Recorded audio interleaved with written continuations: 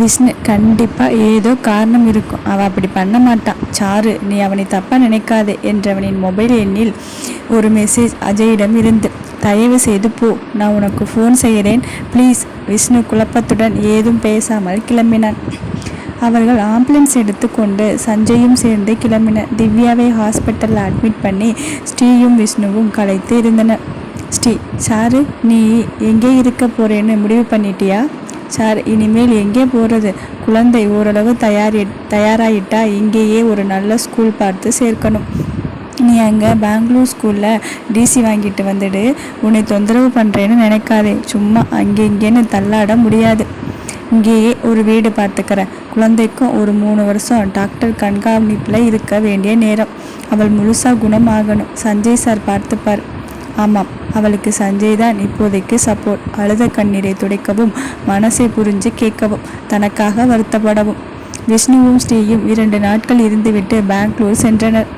விஷ்ணு, ஸ்ரீ அவங்க எப்படி இருந்தாங்க? குழந்தை ஆப்ரேஷன் 4 நாளைக்கு முன்னாடி கூட கிஸ் பண்ணுறதை பற்றி பேசிட்டு இருந்தாங்க. அவங்களுக்கு நடுவில் எந்த சண்டையும் இல்லை.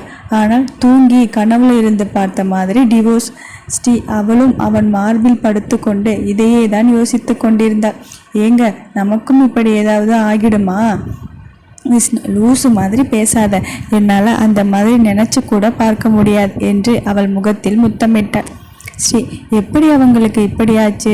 விஷ்ணு, அவங்கிட்ட தான் கேட்கணும். சாருக்கிட்ட தான் ஒரு பதிலும் இல்லையே. நான் ஃபோன் பண்ணுறேன்.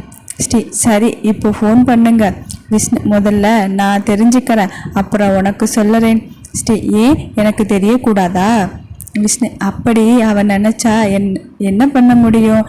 எதுக்கு சொல்கிறேன்னா, இதுவரை அவன் எது பண்ணினாலும் என்கிட்ட சொல்லாமல் பண்ண மாட்டான். இப்படிப்பட்ட ஒரு பெரிய முடிவு எடுத்திருக்கா எனக்கு தெரியாமல்.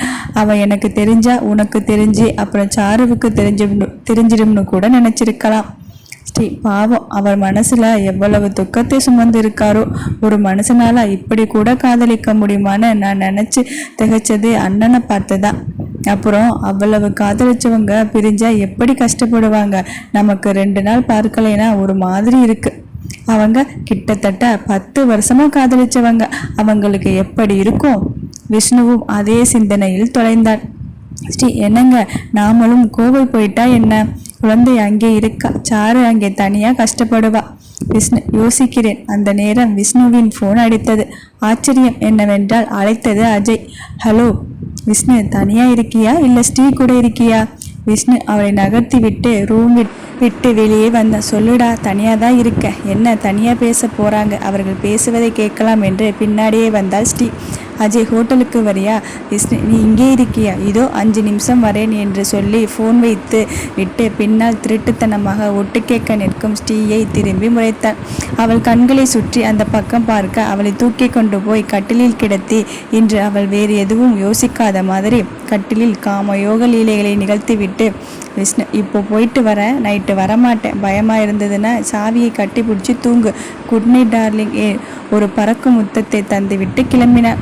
அஜய் போய் விஷ்ணுவை கட்டி கொண்டாள். அஜய், சாரி, உன்னை நைட் வர வச்சுட்டேன். விஷ்ணு, ஏண்டா, எத்தனை நைட் உனக்காக நான் வந்திருப்பேன். இப்போ என்ன திடீர்னு சாரி?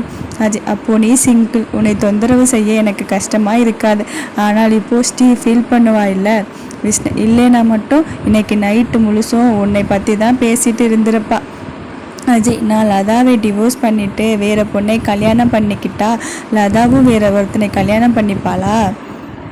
விஷ்ணு அவனை பலார் என்று அறைந்தான். வேற பொண்ணை கல்யாணம் பண்ணிக்கிட்டியா? அஜய் ஆமாம் என்று தலையாட்டினான். விஷ்ணு அவன் கழுத்தை பிடித்து நசுக்கினான். அவன் மூச்சு திணறி முகம் வெளிரி தடுமாறும் போது கழுத்தை விட்டான். அஜய், நான் பண்ணினது தப்புன்னு எனக்கு தெரியும். ஆனால் வேற வழி இல்லை. எனக்கு இருக்கிற ஒரே சொந்தம் இப்போ நீ மட்டும்தான். என்னை மன்னிச்சிடு. விஷ்ணு, முழுசா என்ன நடந்தது சொல்லு. அஜய் எல்லாவற்றையும் சொல்லி முடித்தான். விஷ்ணு, அவளை கொன்னுட்டா என்ன? அஜய், அவள் உயிருக்கு பாதுகாப்பு கொடுப்பேன்னு நம்ம குழந்தை மேலே சத்தியம் பண்ணியிருக்க. விஷ்ணு, பைத்தியம். அஜய், ஆனால் நான் செத்தா ஒன்றும் பிரச்சனை இல்லை. என்னால் இந்த வாழ்க்கையை வாழ முடியும்னு நம்பிக்கை இல்லை. நான் செத்துட்டா லதா ரொம்ப கஷ்டப்படுவா. அவள் என்னை வெறுத்துட்டா அப்புறம் என்னை நினச்சி கஷ்டப்பட மாட்டா. விஷ்ணு உளராதேடா, நீ செத்துட்டா அவங்க வாழ்றத உன்னால பார்க்க முடியுமா? இல்லை உனக்கு அடுத்து என்ன குழந்தை பிறக்க போகுதுன்னே தெரியாத குழந்தை அப்பா இல்லாமல் பிறக்கணுமா? அஜய் ஓவென்று அழுதன். லதா அந்த சஞ்சயை கல்யாணம் பண்ணிக்கிட்டு சந்தோஷமா இருப்பாதானே? இப்போ எப்படி தெரியும் அவளுக்கு அந்த எண்ணம் இல்லாமல் போனா? அப்படி ஒரு எண்ணம் அவளுக்கு இருந்திருந்தா திவ்யா பிறந்து 6 வருஷமா ஏன் தனியா வாழணும்? பைத்தியக்காரா, உன்னை மாதிரி தானே அவளும் உன்னை காதலிச்சிருப்பா. உன்னால அவளை ரீப்ளேஸ் பண்ண முடியுமா? அஜய் கண்டிப்பா முடியாது. ஆனால் ஒரு சின்ன ஆசை, அவ என்னை மறந்துட்டு வேற கல்யாணம் பண்ணிக்கிட்டு சந்தோஷமா இருக்கணும்னு, வேற ஒன்றும் இல்லை. விஷ்ணு, நீ செஞ்ச தப்புக்கு நியாயம் தேடுற. உன்னோட ஆசை நிறைவேறினால் பரவாயில்லை, ஆனால் நிறைவேறாமல் போச்சுன்னா உன்னால எல்லாத்தையும் திரும்ப கொண்டு வர முடியுமா? அஜய், அப்போ திவ்யா அப்படி இருக்கும்போது என்னால் ஒன்றும் பண்ண முடியலை. லதா வேற குழந்தைக்கு ஏதாவது ஆச்சுன்னா உயிரோட இருக்க மாட்டேன்னு சொல்லிட்டா. விஷ்ணு, நான் ஒத்துக்கிறேன். உன்னோட குழந்தையை காப்பாற்றணும்னு இருக்கிற உணர்ச்சி வேகத்தில் வேற எதை பற்றியும் நினைக்காமல் இந்த மாதிரி முடிவை எடுத்துட்டேன். ஆனால் இந்த முடிவு ரொம்ப தப்பு. உன்னை சூழ்நிலை கைதியாக்கி நந்தினி அவளோட காரியத்தை சாதிச்சுக்கிட்டா. எவ்வளவு நாள் அவள் சும்மா இருப்பா? சீக்கிரம் ப்ரெஸ் கூப்பிட்டு உன்னை கணவனா அறிவிச்சிடுவா. அந்த நேரத்தில் சாருவோட உணர்வு என்ன ஆகும்னு நினச்சி பார்த்தியா? அந்த நேரம் Ajay phone, video call. Divya, அப்பா எங்கே இருக்கீங்க? எப்படி இருக்கீங்க? அஜய், நான் ஆஃபீஸில் இருக்கேன். நீ எப்படி இருக்க? திவ்யா, நான் நல்லா இருக்கேன். சஞ்சய் அங்கிள் தான் எனக்கு சூப்பராக சமைச்சு கொண்டு வந்தார். நல்லா சாப்பிட்டேன். நீங்கள் சாப்பிட்டீங்களா? அஜய், ஓ, நீ குட் கேர்லாக இருக்கணும். அம்மா சொல்கிறபடி கேட்கணும். சீக்கிரம் என்னோட தேவதை குணமாகி ஸ்கூல் போகணும். Okay? Divya, okay, good night. Phone cut செய்தார்.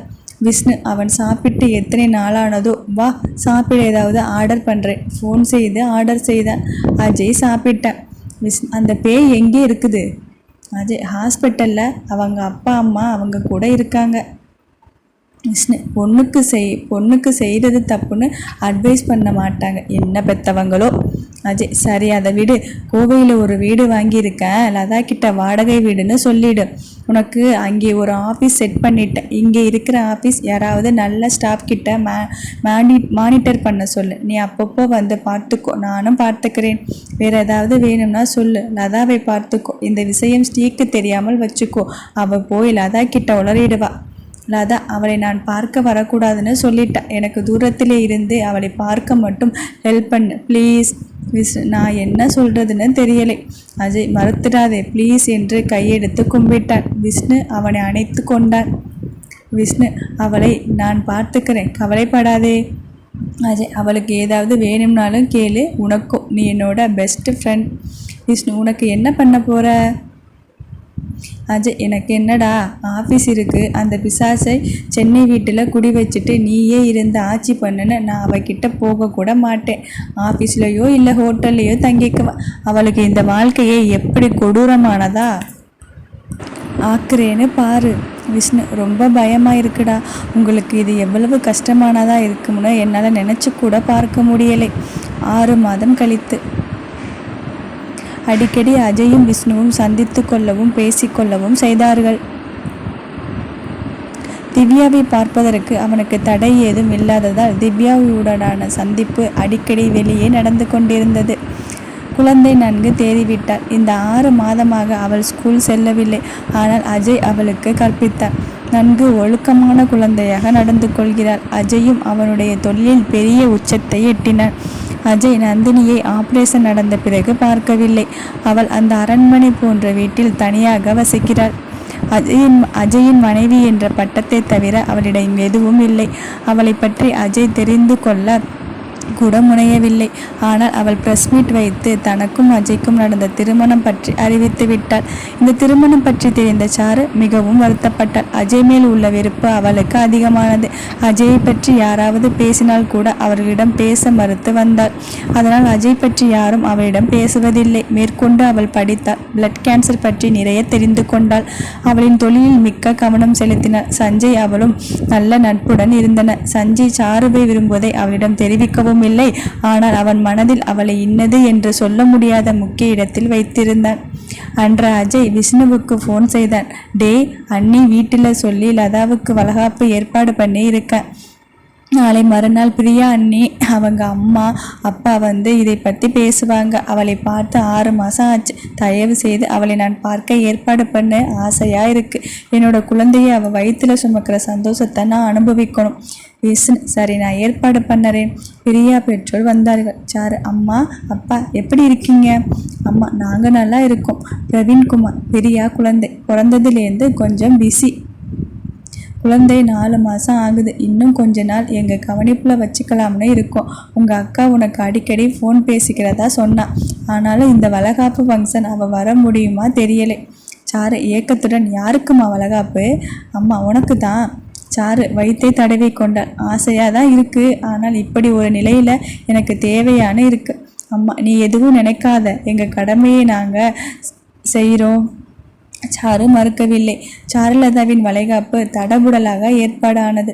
9 மாத வயிற்றுடன் அழகான கோல்டன் கலர் பட்டுப்புடவை அணிந்து, கழுத்தில் மிதமான நகை அணிந்து, நீண்ட கூந்தலை பூக்களால் அலங்கரித்து, காதுகளில் ஜிமிக்கு அவருடைய அசைவுகளுக்கு ஆட, கைகளில் வளையல், இடையில் மெல்லிய ஒட்டியானம் அணிந்து, மாலை அணிந்து வந்தார். இவளை லைவ் ரிலே செய்து கொண்டிருந்தான் விஷ்ணு. அஜய் அவளை அலங்கரித்து பார்த்ததில்லை. முதல் முறை பார்க்கிறான். ஒவ்வொருவாறாக வளையல் அணிவிக்க சஞ்சய் கூட அணிவித்தான். எங்கிருந்தோ பார்த்து கொண்டிருக்கும் அஜய்க்கு அந்த வாய்ப்பு கிடைக்கவில்லை. கை நிறைய கண்ணாடி வளையல்களை அடுக்கிக் கொண்டு அவள் சிரிக்கும் அழகை அவன் தூரத்தில் இருந்து பார்த்து கொண்டிருந்தான். அஜய் அவளுக்கு பிடித்த விசிபிளை பார்த்தும் ரசமலாயும் அவனே எடுத்து வந்தான். ஒரு ஐபேட் நிறைய மனதை வருடும் பாடல்கள் அவளுக்காக எடுத்து வந்தான். அஜய் டே விஷ்ணு ப்ளீஸ், நான் ஒரு தடவை பக்கத்தில் வந்து பார்த்துட்டு போயிடுறேன் ப்ளீஸ்டா. அவன் காலில் விழுந்து கெஞ்சி கொண்டிருந்தான். விஷ்ணு அவள் ரிவர்ஸில் திங்க் பண்ண ஆரம்பிச்சிட்டா. அப்புறம் எல்லாரையும் விட்டுட்டு போயிடுவா. வெயிட் பண்ணு, ஏதாவது ஏற்பாடு பண்ணுற. படித்த பெண்களை சமாளிப்பது எளிதல்ல. அஜய் அவளை பார்க்க ஏற்பாடு செய்து விட்டான். நிலாவில் விருந்தினர் எல்லாம் கிளம்பியதும் பிரியா அப்பா அம்மா ஸ்ரீ ஹேமா சத்யா சாவி விஜய் ரொம்ப நெருங்கியவர் மட்டும் இருந்தனர். சஞ்சய் திவ்யாவை கூட்டி வெளியே சென்றான். ஹேமா சென்று சாருவிடம் நீ கொஞ்சம் இங்கே உட்காரு, ஒரு சின்ன சம்பிரதாயம் இருக்கு என்று சொல்லி அவள் கண்ணை கட்டினார். அஜய் உள்ளே நுழைந்தான். அடடா இப்போதான் கண்ணை கட்டினோம், இப்போ வந்திருக்கீங்க என்றார் அஜயிடம். அவனிடம் வாய் பேசாதே என்று சைகை செய்தார். விஷ்ணு அடடா வந்துட்டார், அவரும் நலங்கு வச்சிடட்டும். ஏமா இல்லை, இப்போ கட்டை அவளுக்கு முடியாதே. விஷ்ணு பரவாயில்லை, அவர் செய்யட்டும் என்று சொல்ல அவன் அவளை நெருங்கினான்.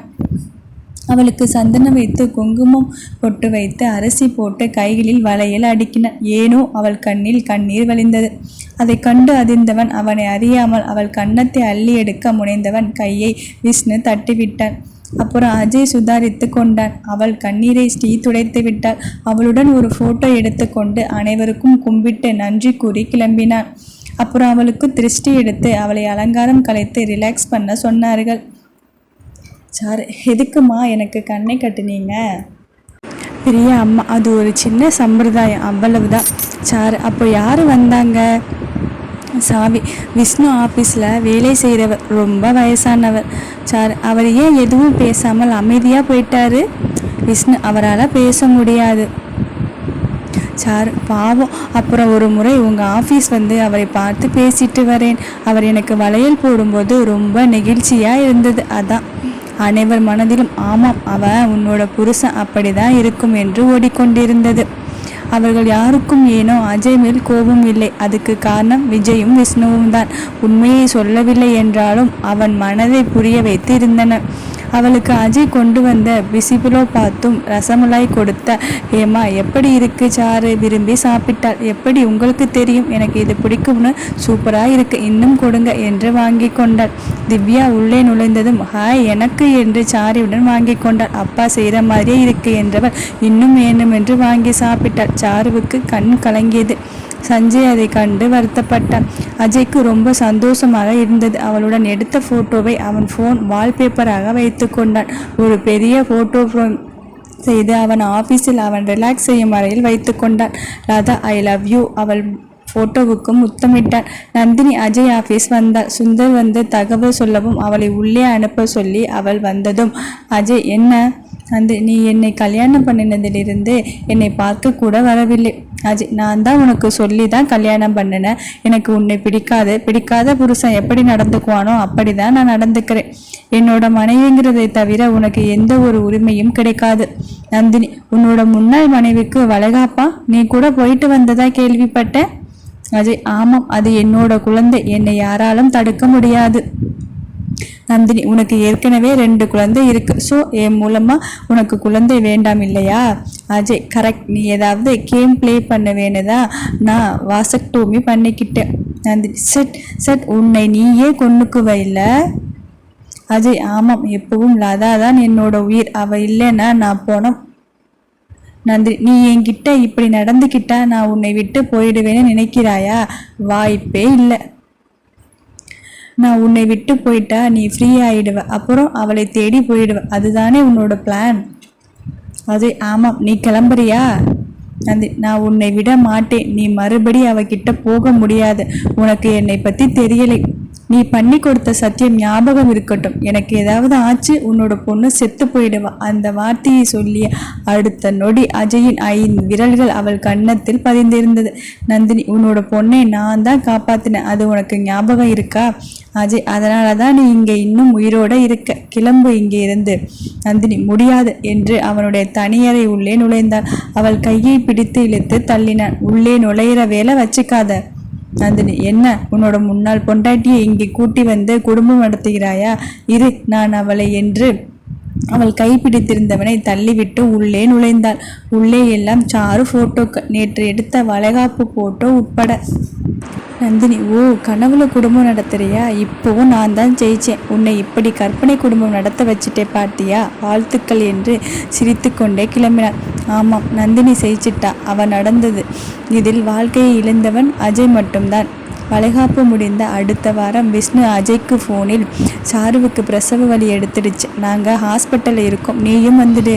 அஜய் டே இன்னும் 2 வாரம் இருக்குன்னு தான் நான் இங்கே சென்னை வந்துட்டேன். எப்படி சீக்கிரம்? சரி வரேன். சென்னை டு கோவை ஹெலிகாப்டர் சேவை எடுத்துக்கொண்டு அடுத்த 1 மணி நேரத்தில் தன்னுடைய குழந்தையை கையில் வாங்க வந்துவிட்டார். சாரு பிரசவ அறையில் வேதனையில் கத்தி கொண்டிருந்தாள். இங்கே அவள் வேதனையை நினைத்து அழுது கொண்டிருந்தாள். லேடி டாக்டர் வெளியே வந்து குழந்தைக்கு தலை திரும்பலை, அதனால் C-செக்ஷன் பண்ணணும். யாரு கையெழுத்து போடுறாங்க? அஜய் கையில் வாங்க போனவனை முறைத்து சஞ்சய் நான் பார்த்துக்கிறேன், C-செக்ஷன் தியேட்டர் ரெடி பண்ணுங்க என்று அவன் வாங்கி கையெழுத்து போட்டான். சஞ்சய் ஆப்ரேஷன் தியேட்டர் போய் 1/2 மணியில் குழந்தையை ரோஜாப்பூ கூடை போல தூக்கி வந்தான். அஜய் லதா எப்படி இருக்கா? சஞ்சய் ஃபைன். அஜய் நான் பார்க்கட்டுமா? அஜய் ப்ளீஸ். சஞ்சய் நோ, இப்போ மயக்கமாக இருக்கா. விஷ்ணு பார்க்கட்டும் ப்ளீஸ். சஞ்சய் அவள் வார்டு உள்ளே நுழைந்தான் அஜய். அவள் மயக்கத்தில், அவள் முகத்தில் வலியின் வேதனை, பல மணி நேர போராட்டத்தின் களைப்பு. அவளை அள்ளி அணைத்து முத்தமிட்டான். Thank you Latha, thank you so much. அவள் முகத்தில் முத்தமலை பொழிந்தான். அவள் சினுங்குவது போல இருக்கவும் அவளை விட்டு வெளியே வந்தான். ஸ்ரீ என்ன அண்ணா, ஆனா பொன்னானு கூட கேட்கலை என்றவள் முகத்தை பார்த்தான். ஸ்ரீ பையன்தான் என்றவள் அவனிடம் குழந்தையை கொடுத்தாள். அவன் மனம் படபடத்தது. ஒரு உயிர் இன்று அவன் மூலம் இந்த உலகுக்கு வந்தது. அவன் மீசை குத்தாமல் அவன் குழந்தைக்கு முத்தமிட்டான். அதுவரை அமைதியாக இருந்த சஞ்சய் குழந்தையை கொடுத்துட்டு வா என்னோட. அஜய் ஸ்ரீயிடம் குழந்தையை கொடுத்து விட்டு போனான். சஞ்சய் எதுக்கு வந்த? அஜய் குழந்தையை பார்க்க. சஞ்சய் சரி வந்த, குழந்தையை பார்த்த. எதுக்கு சாருவை பார்க்க போனேன்? அது அவள் கஷ்டப்பட்டது, வழியில் துடிச்சது பார்த்து எனக்கு மனசு கேட்கல, அதான். சஞ்சய் அப்போ உன்னோட மனசுல சாரு இருக்கா? அஜய் ஆமாம் இருக்கா, அவள் மட்டும்தான் இருக்கா. சஞ்சய் அப்புறம் ஏன் அவள் மனசை கஷ்டப்படுத்திட்டு போன? அஜய் அது என்னோட சூழ்நிலை. சஞ்சய் அப்புறம் என்ன டேஸுக்கு என்னை உள்ளே கோர்த்து விட்ட? அஜய் அவளுக்கு நான் துரோகம் செஞ்சிட்டேன். அவள் நல்லா இருக்கணும்னு நினச்சேன். அவள் உன்கிட்ட இருந்தால் நல்லா இருப்பான்னு நினச்சேன், அதான்.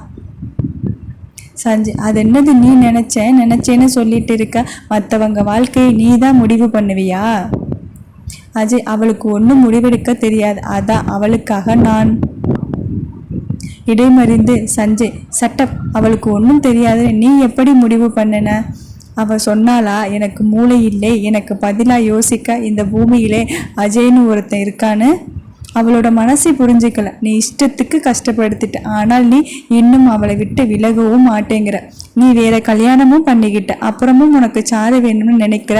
அப்போ நான் எப்படி முயற்சி பண்ண முடியும்?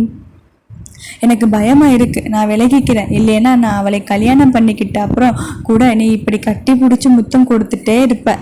நானும் ஒரு ஆம்பளை தாண்டா, ஏண்டா என்னோட உணர்ச்சி உனக்கு புரியல? சஞ்சய்க்கு ஏனோ சாருவை அவன் முத்தமிட்டது தாங்கவில்லை. அவன் மேல் இருக்கும் கோபம் எல்லாம் இப்போது வார்த்தையாக விழுந்து கொண்டிருந்தது. அஜய், இல்லை, நான் இனிமேல் லதாவை பார்க்க மாட்டேன், மன்னிச்சிடுங்க.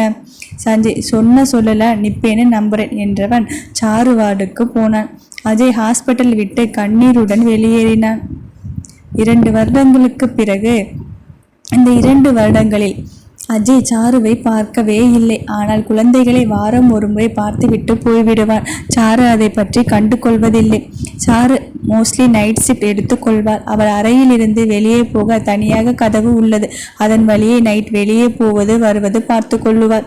யாருடைய தூக்கத்தையும் கெடுக்காமல் ஸ்ரீக்கு தொந்தரவாக இருக்கக்கூடாது என்று இந்த ஏற்பாடு. நைட் வீட்டில் இருந்தால் ஸ்ரீ விஷ்ணுவுடன் நெருக்கமாக இருக்க தயங்குவாள் என்பதால் பல இரவுகள் ஹாஸ்பிட்டல் வேலை இல்லை என்றாலும் அங்கே இருந்து கொள்வார். பகலில் வீட்டில் இருப்பாள். குழந்தைகளுடன் விளையாடி தூங்கி நைட் ஷிஃப்ட் கிளம்பி விடுவாள். உடம்பு கொஞ்சம் வெயிட் போட்டு விட்டாள். சாவி இவளுடன் இந்த வீட்டில் இருந்து கொண்டாள். ஹேமா, சத்யா இருவரும் பக்கத்து வீடு பார்த்து இருந்து கொண்டார்கள். பிரியா அடிக்கடி வந்து போவாள். ஆனால் அஜய் பற்றி எதுவும் பேசிக்கொள்ள மாட்டார்கள். குழந்தை தர்சன் விளையாடி கொண்டிருக்க சாரு கையில் அபிஷேக், ஸ்ரீயின் குழந்தை 2 மாதம், தூங்க வைத்து கொண்டிருந்தாள்.